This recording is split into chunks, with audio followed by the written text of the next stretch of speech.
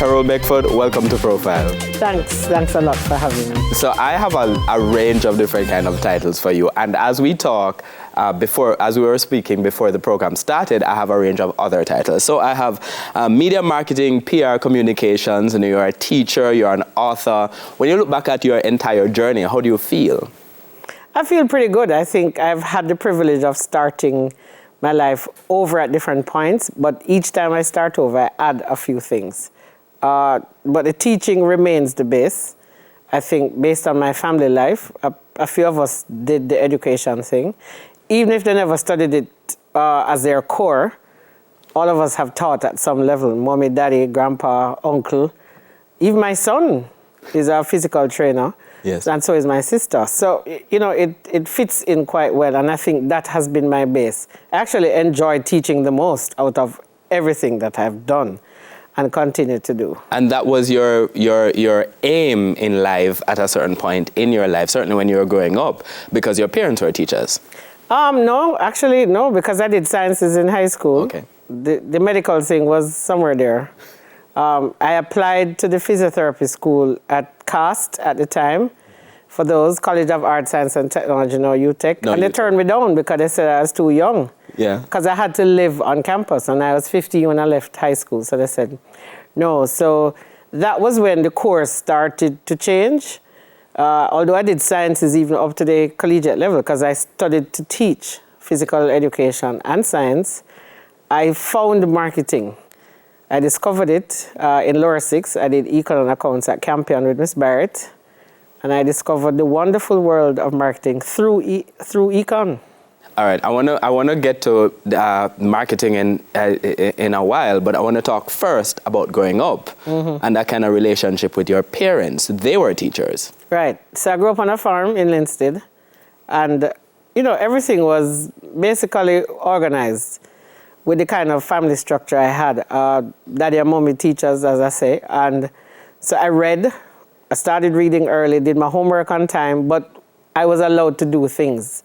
I had extracurricular activities, dancing, singing, you name it, everything at Yorton Primary.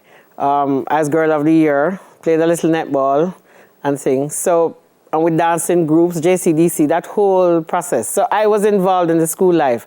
And my parents were relatively young, so... They were encouraging that? Absolutely, because daddy played cricket, mom scored at cricket, mom played a little volleyball, they were into sports.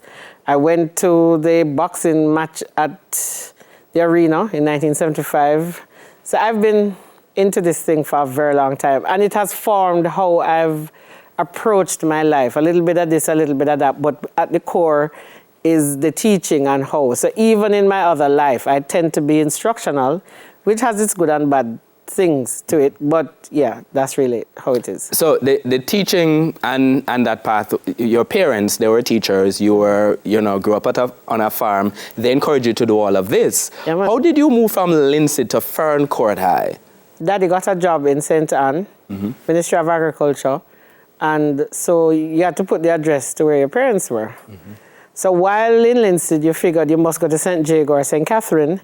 And those days, in the Gleaner, you look for your name, St. Jago, St. Catherine, and then... Big calamity if you don't find a name, by the way. Right, and then, but somebody said, I think his daddy who probably said, listen, your name, we took the Claremont address, and then we just flipped to Fern Court, and there it was. And it had to be a co-ed school. I won't tell you why. Oh yeah, from those days, they knew I couldn't fit into the all-girls thing. Because, I'm a little rebellish, still remains that. But Fern Court was really, really good. 79 to 84. I'm still in touch with my group. I was head girl. I was on the Schools Challenge team. You did everything? Everything. Sing and dance. I gave a lot of trouble. I was a prankster, really, I probably can't confess now because the statute of limitations must run out. Gluing people to chairs, disconnecting. You were gluing people to chairs? Battery terminals of teachers' cars. Anyway, yeah, because those teachers are still alive, by the way, and they could be watching, so I don't want... Yeah, so school life was fun. I enjoyed. I played netball. I was, those days we had Reynolds Kaiser, so you'd play, you'd go to the schools for matches in netball, and then for the regionals, you'd go down to Kaiser, and then you come to Kingston, say if you did well. True story. I was supposedly the maths brains in school. I think I got 89 for like a term test. And mommy said, you can't go play on netball if you don't get over 90. So I had to beg the maths teacher. 89? And she considered that? Yeah, she said, no netball. If you don't get 90 and over, you can't go. So I had to beg the maths teacher. Hello, Miss James. And I had to do over the test. I probably got 94, but I went to the netball. And then I met some people from Kingston, some of whom I'm friends with today. Denise Johnson from Woolmer's, for example, is still my very good friend. What was it about sports that attracted you? Because of all of the different kinds of things, and those are still passions in your life, but sports has been sort of a thread.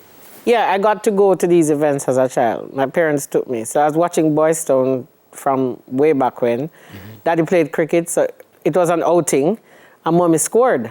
So when your mother score and your father play, and as an only child for 10 years, there's nothing else you have to do. You go. And then the grandparents know, who were devout Baptists in Linstead, our church was like the place to be. It was Bagger Brown's father who was a minister of the Baptist church in Linstead. And we had we had Sunday school, youth clubs, and we did everything. Our churchyard was fairly big, so we played baseball, rounders, we did everything. And so I was involved. And you had to, because, I mean, it made sense.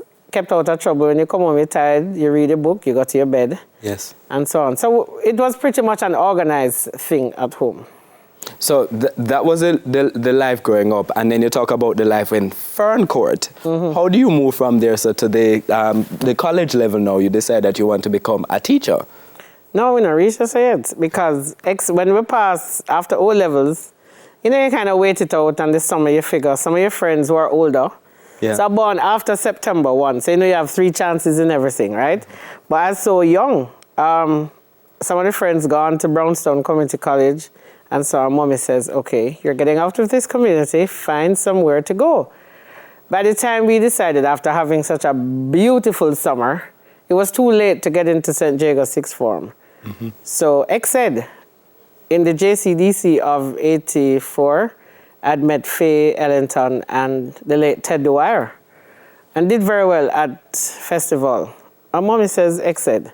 I got in, and then did those 2 years of sixth form, and then played netball, basketball, hockey, did a little track and field, but got involved again in life. Lower 6, mommy says, you're only doing 3 subjects, find something else and do. I ended up registering at Edna Manley School for Dance, met Sir Rex, Pat Noble, Eisner Williams, all those, Barbara Requa. So I danced for a little while. But then I started to do my own thing now. So, settled down and got into Michael. And then that was where now. The path to becoming a teacher. Oh, this yes. is what I'm going to do. Oh, yeah. But I'm going to pause you for a second because we need to go to the break. And I want to talk about that path and moving out of it. My guest today is CEO, author of The Business of Sports, marketing and PR practitioner, journalist, and author again, Carole Beckford. Profile is back after these messages.